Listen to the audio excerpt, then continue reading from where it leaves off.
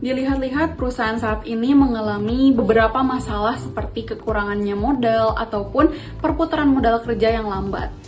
Oleh karena itu, saya di sini akan menjelaskan mengenai manajemen modal kerja yang dimana hal itu bisa membantu mengetahui dan memahami lebih dalam mengenai manajemen modal kerja. Baik, sebelumnya saya akan menjelaskan mengenai pengertian manajemen modal kerja. Modal sendiri adalah hasil produksi yang digunakan perusahaan untuk kegiatan produksi selanjutnya. Modal kerja adalah investasi suatu perusahaan dalam jangka pendek yang melekat pada aktiva lancar.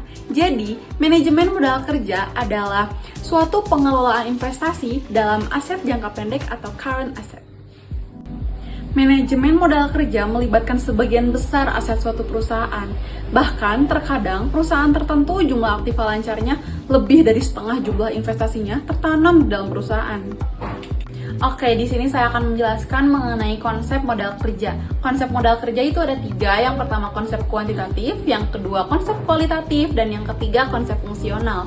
Yang pertama konsep kuantitatif, biasa disebut sebagai modal kerja bruto atau gross working capital, menggambarkan keseluruhan jumlah aktiva lancar seperti kas, surat berharga, ataupun piutang, di mana ketika dana itu keluar, itu tuh akan kembali relatif dalam jangka yang relatif pendek.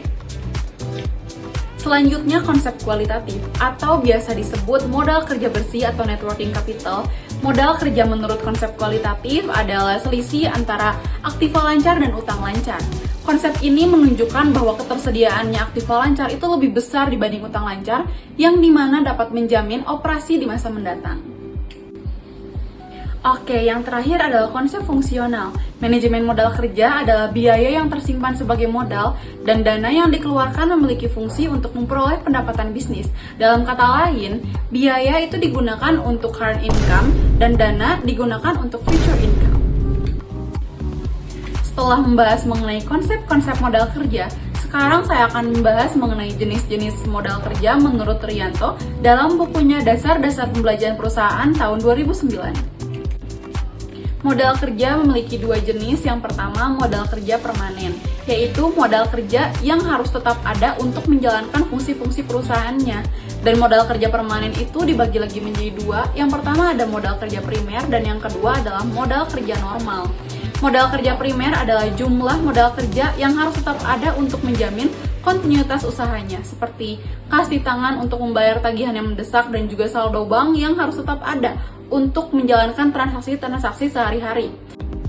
Sedangkan modal kerja normal adalah jumlah modal kerja yang diperlukan untuk menyelenggarakan luas produksi yang normal, seperti persediaan yang ada untuk memenuhi permintaan pasar. Jenis modal kerja yang kedua adalah modal kerja variabel, yang dimana jumlahnya itu sangat berubah-ubah tergantung dengan keadaan. Dan modal kerja variabel ini dibagi lagi menjadi 3, yaitu modal kerja musiman, modal kerja siklus, dan modal kerja darurat. Yang pertama modal kerja musiman, yaitu modal kerja yang jumlahnya berubah-ubah tergantung dengan musim. Dan bisnis musiman seperti pariwisata dan juga pertanian itu sangat diuntungkan dalam keadaan modal kerja ini. Yang kedua ada modal kerja siklus, yang dimana modal kerjanya itu jumlahnya berubah-ubah tergantung dengan siklus bisnis. Ketika ekonomi sedang membaik, maka modal kerja juga akan baik dan juga sebaliknya. Yang terakhir ada modal kerja darurat, yang dimana jumlah modal kerjanya itu akan berubah-ubah ketika adanya keadaan darurat yang tidak diketahui sebelumnya, seperti adanya pemogokan buruh dan juga banjir. Jika suatu perusahaan ingin menjalankan bisnis, maka perlu memperhatikan beberapa faktor yang mempengaruhi modal kerja. Faktor pertama yang mempengaruhi modal kerja adalah jenis perusahaan. Sebagai contoh, jika perusahaan manufaktur itu membutuhkan modal kerja yang lebih besar dibandingkan perusahaan dagang, dikarenakan perusahaan manufaktur itu melibatkan proses produksi, penyimpanan bahan baku, lalu barang dalam proses, dan juga barang jadi. Faktor yang kedua adalah syarat kredit. Semakin panjang jangka waktu yang diberikan kepada pelanggan, maka semakin besar juga modal kerja yang dibutuhkan dikarenakan piutang itu semakin besar. Faktor yang ketiga adalah waktu produksi. Perusahaan dengan waktu produksi yang lama itu membutuhkan modal kerja yang lebih besar dikarenakan untuk membiayai proses produksi yang lebih lama. Faktor yang terakhir adalah tingkat perputaran persediaan.